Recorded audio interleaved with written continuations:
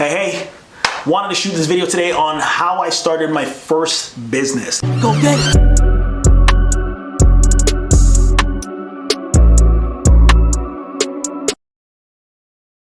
This one's just on a whim. I've been just kind of like thinking of what would be some really great pieces of content to put out for y'all, and I think telling the story about how I started my first brand, my first business is probably a really good one. So my first business I launched when I was 16 called New Persona, right? It's a health and fitness brand.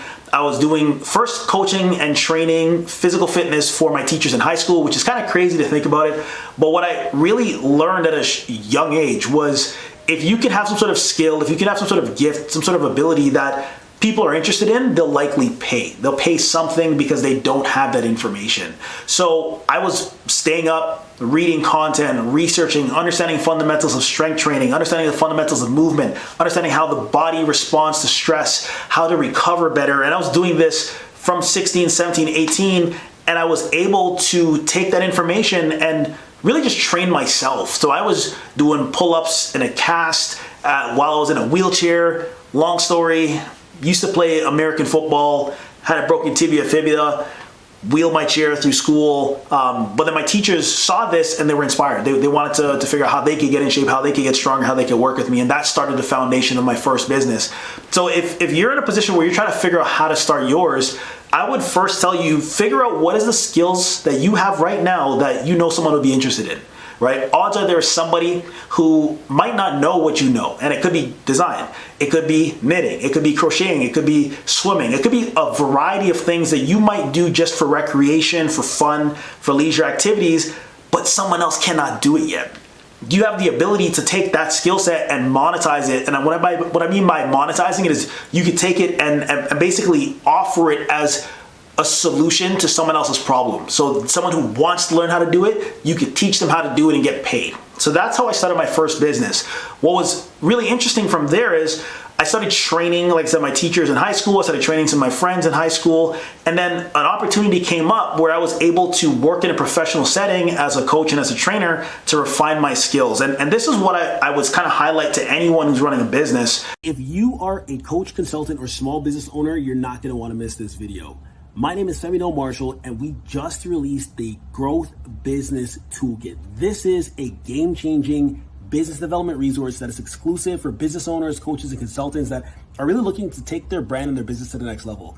I made this because I realized if you want an effective way for your marketing, sales, fulfillment systems for your organization, there really isn't anything out there that allows you to streamline this stuff more effectively. We made a 50-something page document that is a full-out book that you can get access today for free by just clicking the link anywhere you see in this video and getting into your inbox. I'm telling you, it will cover everything from marketing, lead generation, paid and non-paid ads, strategizing how to understand your sales cycle, your sales window. This is what I wish I knew 10 years ago. So don't wait, click the link, click anywhere here, and I will send it to you soon. All right, see you soon. Or wanting to start a business, once you have that idea that you execute on, you need to find some sort of mentorship or guidance to make sure you're going down the right path. Why am I saying this? Mainly, if you haven't built a brand or built a business before, there's going to be so many pieces that you're likely missing. You're not going to know what's the best way to market your brand. You're not going to know how to find customers. You're not going to know how to sell customers. You're not going to know how to price what you're doing. You're not going to know how to pay for it, your contractors, if you do get to the point where you're hiring people. There's so many things that you're gonna need to know and understand. And the only way you can really get there is through some sort of mentorship, whether mentorship is paid or you can find someone who's a little bit further ahead than you. So I worked in these facilities. I worked in big box gyms for like 5-6 years, training, coaching clients that they were providing me with. I also was doing outbound reaching by calling people to build my roster of clients and prospects. They also say in the gym world, you go on the gym floor prospecting. You go hunting for people that are potential candidates. And I was doing all of that. So I was doing this in a big box gym environment. And at the same time, I actually went to university and I was studying the same field. So I went to university, studied kinesiology and business, and I kind of realized that I wanted to work in a more refined environment. So I went from the big box gym space into actually working with a high-end fitness club. So I was working in a high-end fitness club. A lot of the clients were multimillionaires, high six-figure, seven-figure earners, and I was helping provide more boutique-style coaching and training to those customers. What was interesting about that is it gave me a different lens to understand the industry I would be in for this time. I was realizing that you can price stuff differently. I was understanding that how you create an experience for your customers actually matter.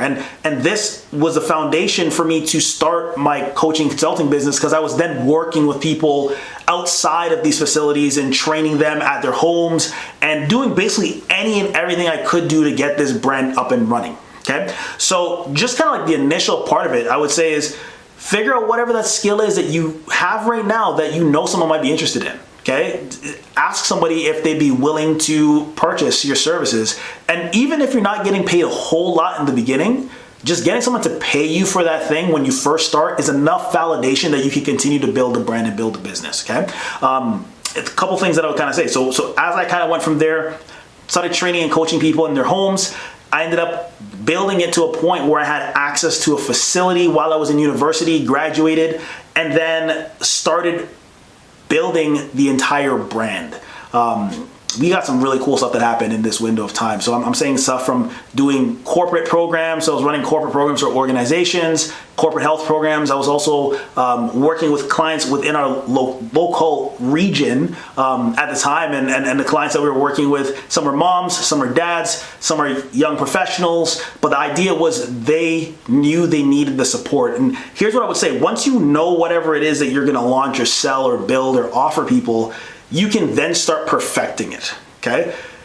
Don't try to perfect it before you even launch it, okay? And I say this to a lot of our clients, because what ends up happening is you might assume that, oh, it has to be perfect before you can make the sale. It has to be perfect before you can find your customers or prospects. No, because you don't know what someone might like, what they might not like, and the only way you can figure that out is by refining your stuff, by testing it out on the people that are your early adopters. Okay, so as you can tell kind of from my story, like I started off by just taking my skills and my abilities and executing, right? I didn't really know where it would have taken me. I didn't know I'd be working with organizations like FedEx at one point. I didn't know that I'd be doing corporate programs. I didn't know I'd be doing fundraisers. I didn't know that I would have a facility where I would have a team of coaches. I didn't know that I would have a brand that was actually helping people take charge of their health. And the skills that I learned from there allowed me to help a lot of the customers and clients that we have now at Reboot X Academy. Okay, so